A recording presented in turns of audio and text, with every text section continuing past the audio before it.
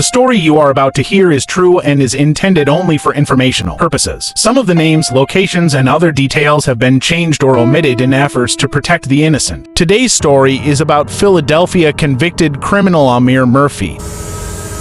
According to court documents, on March 16, 2015, just before 10 p.m., witness number 1 sat on his porch in West Philadelphia between 60th and 61st Streets. As he sat on the porch smoking, he noticed his nephew, the decedent, approaching him from the opposite side of his street via 61st Street. After witness number 1 called out, "Hey nephew," to the decedent. In response, the decedent began to jog away from the pair. After the three passed witness number 1's home, Murphy and his accomplice drew laser-sighted pistols and fired what witness number 1 thought was 3 to 4 shots at the decedent in the middle of the street. As the decedent lay dying, Murphy and his accomplice turned around, ran past witness number 1's house for a second time, entered a red vehicle parked on 61st Street, and drove away.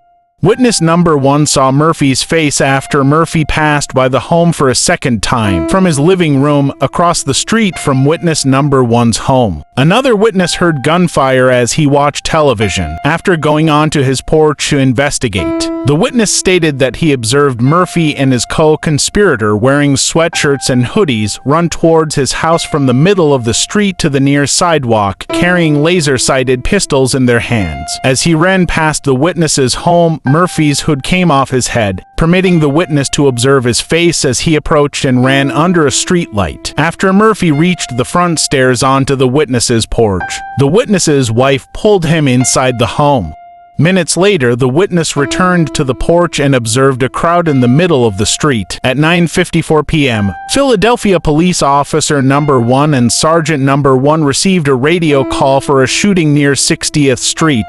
Upon arrival, the officers worked their way through a crowd of about 8 people to the decedent's body, which lay face down in the middle of the street. After discovering that the decedent was non-responsive, the officers carried him into the back of their squad car and drove him to a nearby hospital where he was pronounced dead. Forensic pathologist number 1, formerly with the Philadelphia Medical Examiner's Office, performed the decedent's autopsy and generated a report. The decedent suffered 2 gunshot wounds, including a perforating gunshot wound to the rear, left side of his head, which immediately killed him, and a perforating gunshot wound to his right chin. Each gunshot wound was consistent with the decedent running away from his assailants.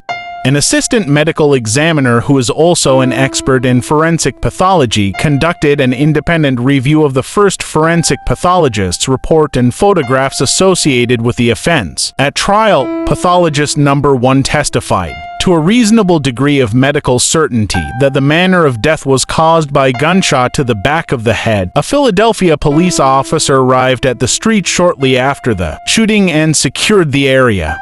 There, he discovered 5 fired cartridge casings on the street. The Philadelphia crime scene unit ultimately recovered 3 .380 caliber casings and 4 .45 caliber casings and 1 .30 caliber and a .45 projectile, respectively. A ballistics expert reviewed the ballistics recovered from the scene and determined that each .380 caliber cartridge casing and each .45 caliber cartridge casing were fired from the same weapon for each respective caliber. Homicide detectives recovered a surveillance video from a grocery store on 61st Street near the scene of the shooting. While the video did not show the shooting itself, it does show a red vehicle parking near the same street before the shooting and the decedent walking out of the store immediately prior to the shooting at approximately 11:37 p.m.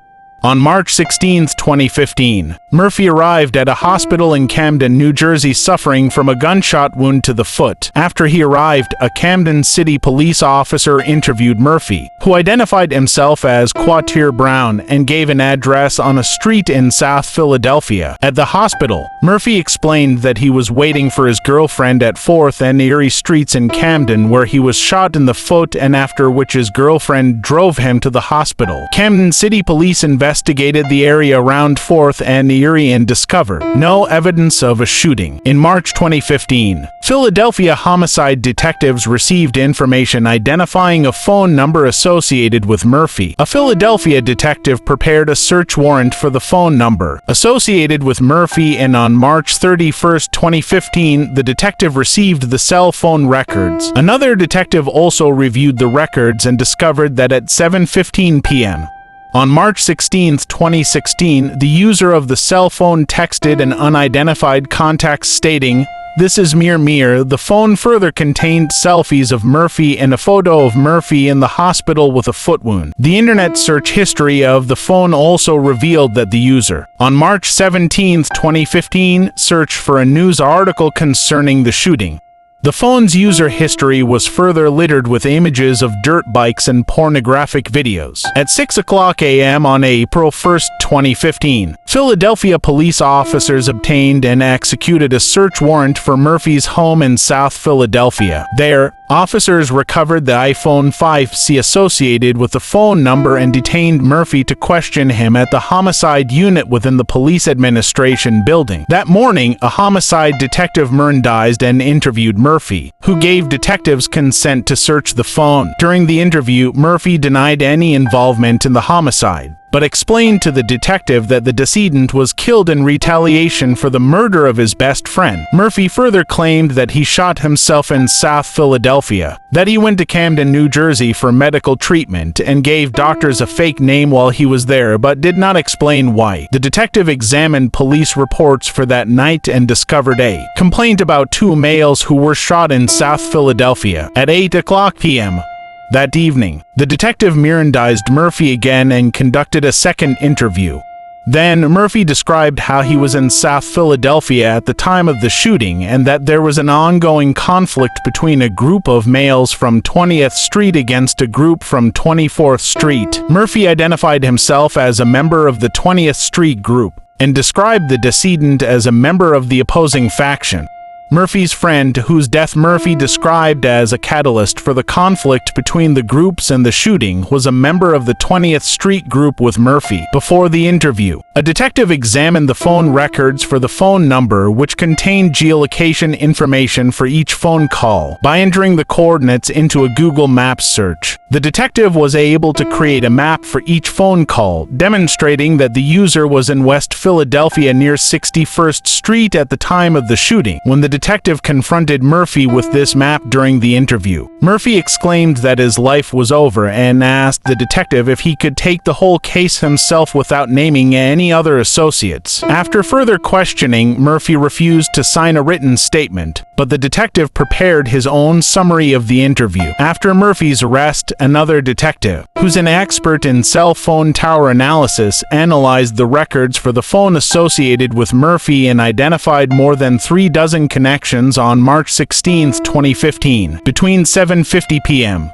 and 9:21 p.m. The phone associated with Murphy made 7 connections at a tower located near the scene of the shooting. At 9:53 p.m., the phone associated with Murphy made a call from a different sector of the same tower. From 9:56 p.m. to 10:05 p.m., the phone traveled from a series of towers further west, connecting with towers in Upper Darby, Pennsylvania, back to West Philadelphia and into Southwest Philadelphia. By 10:19 p.m., the phone connected with a tower in South Philadelphia. Between 10:19 and 11:18, the phone connected with numerous towers in an area between Broad Street and Interstate 76. At 11:27 p.m., the phone connected with a tower in Camden, New Jersey, near the hospital. At trial, a detective testified that the time and location of the connections indicate that the use of the phone was in the area of the shooting at the time it occurred and then was inside a vehicle that traveled between the identified towers. At trial, Murphy's mother testified that the phone number belonged to her daughter, but that she was in possession of the phone on the evening of the shooting, and that the phone was in her possession while she was visiting a prospective new home in West Philadelphia, blocks from where the shooting shooting occurred. On cross-examination, when confronted about pornography discovered on the phone, Murphy's mother testified that she often used her phone to search for pornography but could not explain answers to text messages identifying the user as Ameer, Murphy's nickname. Murphy elected to testify at trial and explained that he was in South Philadelphia from 6 o'clock to 10:30 p.m. Then, while Murphy and one of his friends sat in a car, an unidentified vehicle pulled up next to them and fired into the passenger compartment, striking Murphy in the foot. After that shooting, Murphy went to his mother's home and had her drive him to a hospital in Camden, New Jersey. Murphy also testified that after that shooting, Murphy went to his mother's home and had her drive him to a hospital in Camden, New Jersey. Murphy elected to check into a New Jersey hospital and provided a pseudonym. He explained because he feared being arrested for a probation violation if he treated his wound in Philadelphia. Murphy further claimed that his mother had the cell phone from 6 p.m. until his arrival at the hospital in Camden, New Jersey. At the conclusion of the trial, the jury convicted Murphy of the aforementioned charges on April 6, 2018. On the same date, the trial court imposed a mandatory minimum sentence of life imprisonment without the possibility of parole. The story you just heard was true and is intended only for informational purposes. Some of the names, locations, and other details have been changed or omitted in efforts to protect the innocent.